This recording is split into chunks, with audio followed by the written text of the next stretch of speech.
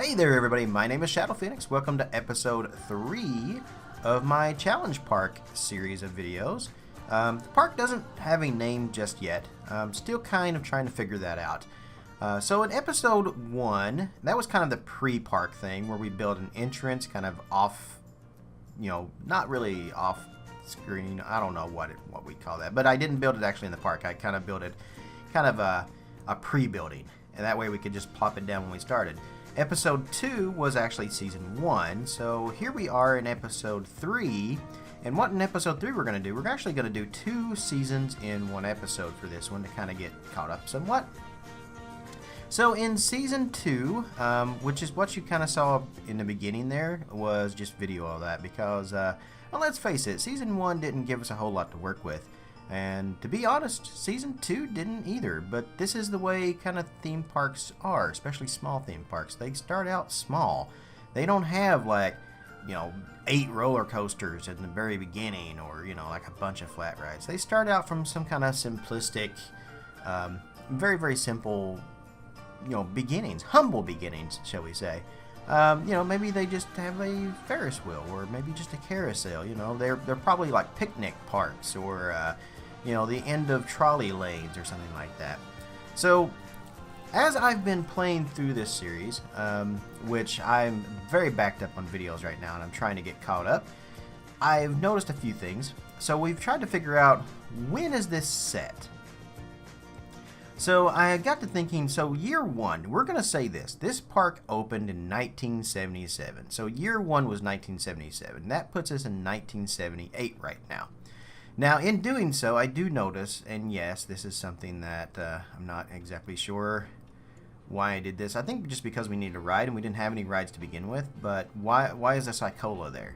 I don't even know when the Cycola is modeled off of, like what actual ride it's modeled off of, or when it was ever first put into production. So that's the oddball of the park. But everything else at this point, I'm trying to make as realistic as I can. The monster, which is what I call my ride, which is the Rocktopus. It's also known as a spider in some places, or just the octopus. That was actually quite an old ride. It's been in parks for a long time. So, I think we're good with that one. And I chose 1977 as the year the park was built because of our steel roller coaster that we have, which is our Aero coaster, which is very, very much based off of Cedar Point's corkscrew coaster. Almost an exact duplicate, really, in its own way. Now, this station that you're seeing me put on, at this point I called it Americana, but I did give it another name later on. I eventually started calling it Screaming Eagle.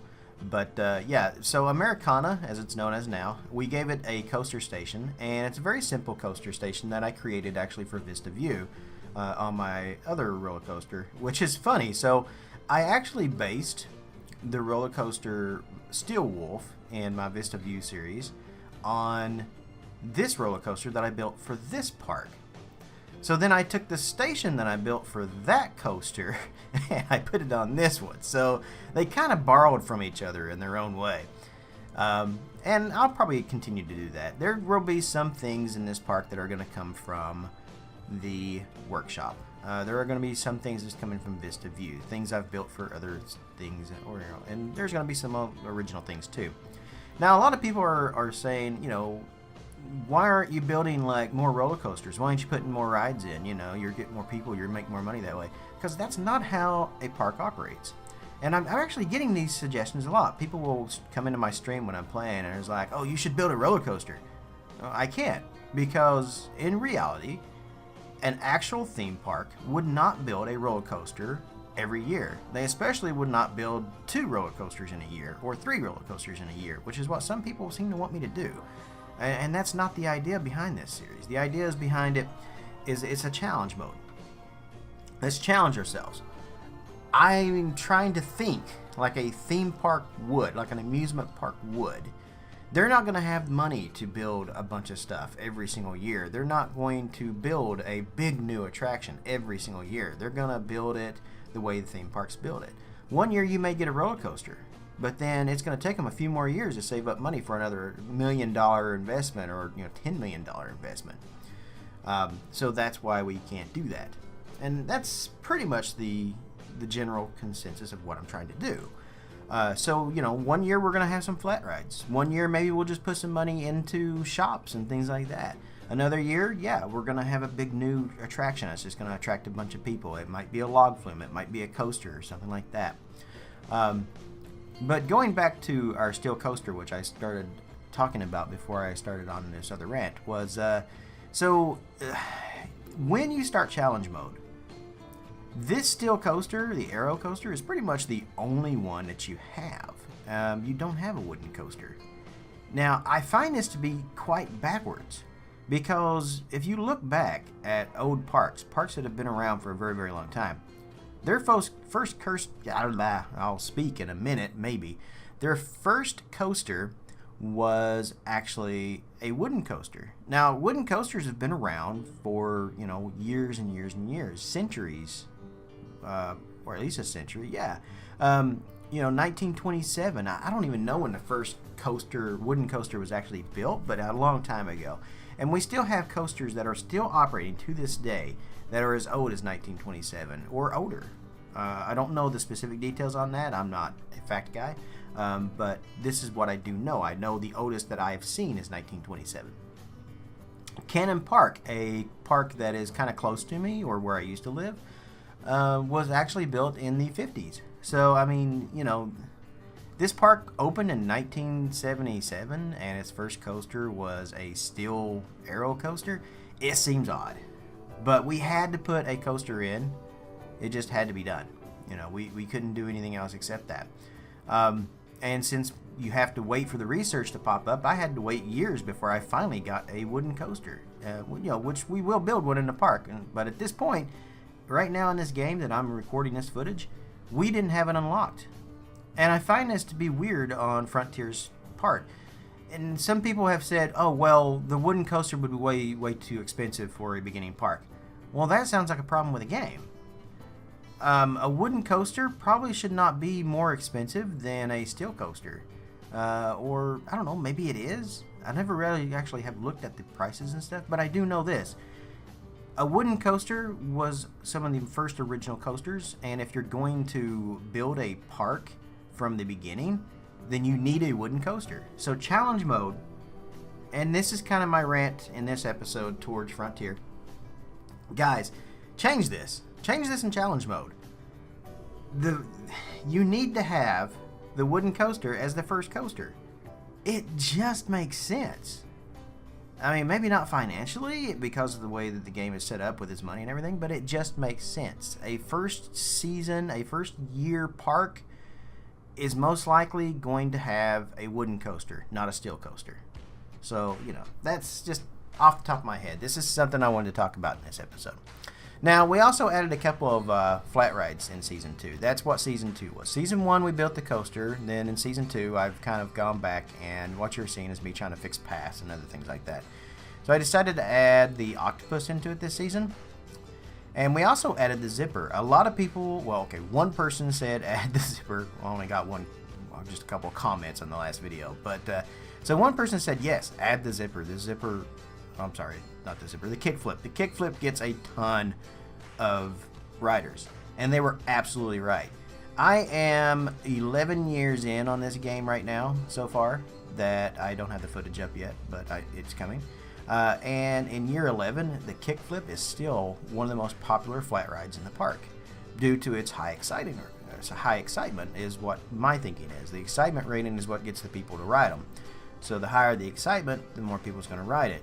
While you look at, say, a Ferris wheel on the other hand, and nobody's riding that. The Ferris wheel in a brand new might get 2 visitors a year, if any. So I don't know what's going on with the flat rides. I really wish Frontier would fix that. It doesn't look like they're ever going to. It doesn't seem to be a priority on the list. But it's something that I myself and others have discussed on the forums. So I would love to see that fixed at some point. That the management parts of the game, and there's been a lot of people who have complained about the management aspects of this park. And where I usually play in sandbox mode, I never really noticed it until I've started playing doing in the challenge park and doing it this way. And it is quite difficult. Now here you see me trying to place down, and I did this earlier too, you may have saw in the video, I was looking at it since my whole idea here is an American-themed roller coaster. You know, red, white, and blue is the colors. The name of the coaster is Americana at this point. The 4th of July update had just came out, and you know, I was like, hey, I kind of want to try to use this. So once I placed it down, I realized, it's really cool actually, but I can't use it because it's got these little cables that come off of it. And I really wish I could just take it and put it on top, but you couldn't. So those were the 2 flat rides that we added in Season 2. Now, here we are, and we're actually into Season 3 now. So Season 3 is a bigger attraction. And I kind of thought, what can we do for Season 3?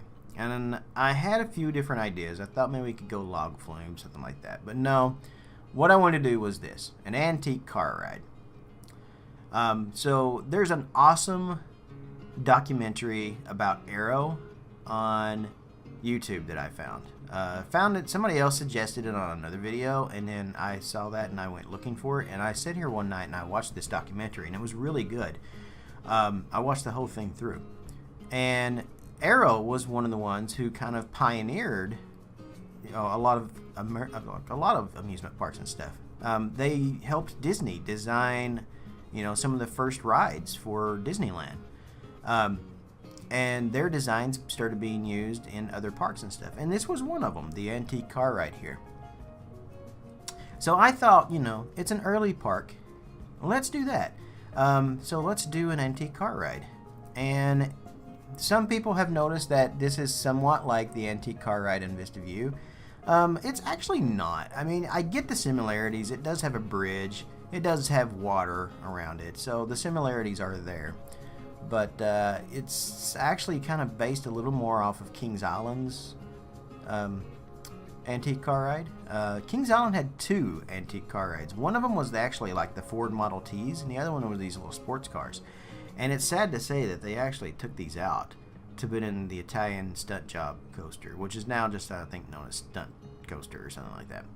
I don't know, the ride itself isn't bad, but the theming, they took out this beautiful centerpiece in this park to put in a bunch of scenery that is basically shipping crates.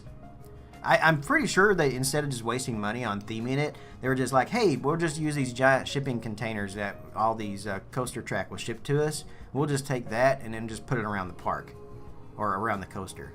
That, I'm pretty sure, was what they were thinking at the time. Oh, add some cool fire effects to it, and then we'll have it go through a billboard like the movie. This was basically, I'm fairly certain, the conversation that was had at the Paramount board meeting for this ride, because that's exactly what we got. It's ugly as can be, and it's right in the middle of the park. You go into the back of the park, or in the middle of the park, back right behind the Eiffel Tower at Kings Island, and you will see it. It's god-awful. It's an eyesore. And the coaster, I mean, some people are like, oh, this coaster's great. It's all right. It's an okay. My girlfriend can't ride it because she has a bad back. And I know that technically she should be riding any coasters, but this one, she just cannot. It has plastic seats, or fiberglass seats, no cushioning whatsoever, and it's a launch coaster, and it's just, oh God, it just beats you to death. The only thing I actually liked about that coaster was the helix in the dark, which is kind of ironic because that's the same thing I like about the Beast. But I'd rather ride the Beast than to ride Stunt Job ever again. But I have ridden it once, and once was all I needed. But I mean, it could be a good coaster if it had a different theme, but they just need to get rid of those shipping containers or just take out the ride altogether. That's my thoughts. But back to what I'm doing here. Right now I'm just kind of smoothing out the track around here. Now unfortunately, my hard drive filled up, so I didn't end up getting all the footage of the complete building of this, but I was able to go back and get some footage afterwards, which is what you're actually getting ready to see in just a moment. So again, I apologize. When you run out of space on the hard drive, it stops recording, and I didn't realize it at the time. So didn't even know I was low until I got done, and then it was like, oh no, I lost all this. But I did go back, and I filmed this for you guys. So here we are over here by Kickflip, and you can see I just actually opened the park up. Every time you open the park up, it opens the ride, so you get those confetti blowing out of the entrances there. The entrance to our antique car ride is actually, yeah, it's the same entrance I used on the coaster. So I thought, you know, we need to save some money. We just spent a lot of money on this ride, theming it and doing other things with it. So in order to save some money on architectural designs and stuff, we're just going to take the same station that we used for our Aero coaster, and we're just going to plop it down over top of this. That's exactly what I did. I copied it and I put it over here and moved it. You can see I haven't finished all the theming on it yet, because I actually did this kind of throughout the next year and years on. It took me years to finish the fencing on this just because I was being lazy.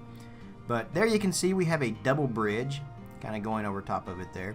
So the cars go through. Sometimes they can even meet each other on the bridge, which is kind of a cool effect.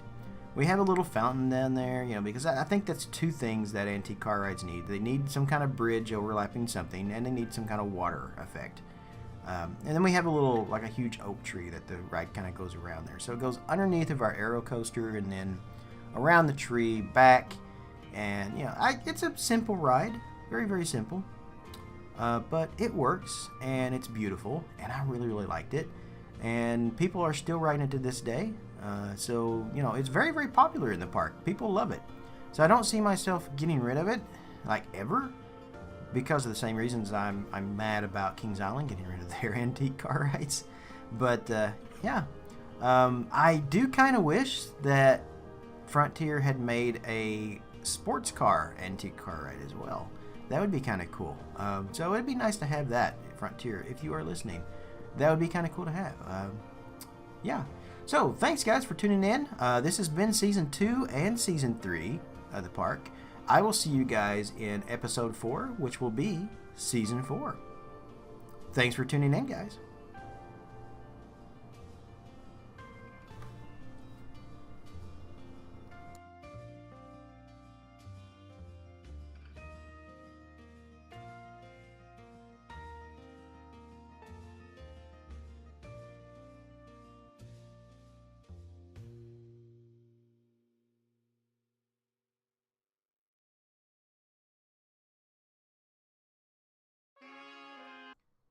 Hey everyone, if you'd like to help support me and my channel, I have a Patreon page where you can do just that. You can pledge anything from $1 or more. Anyone who pledges $15 or more gets a unique, specially designed roller coaster and Planet Coaster made just for them. My little way of saying thanks. You can also just send donations as well if you don't want to join Patreon.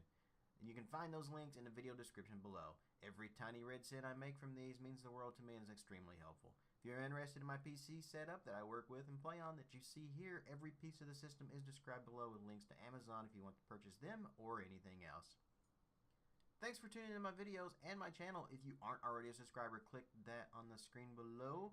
And you can also check out a few of my other videos on the screen here as well. You can keep up to date on what's going on in my own little world via Twitter or watch me stream live on Twitch as well. Links are in the video description below. So wherever you are in the world, good morning, good afternoon, good evening, or good night.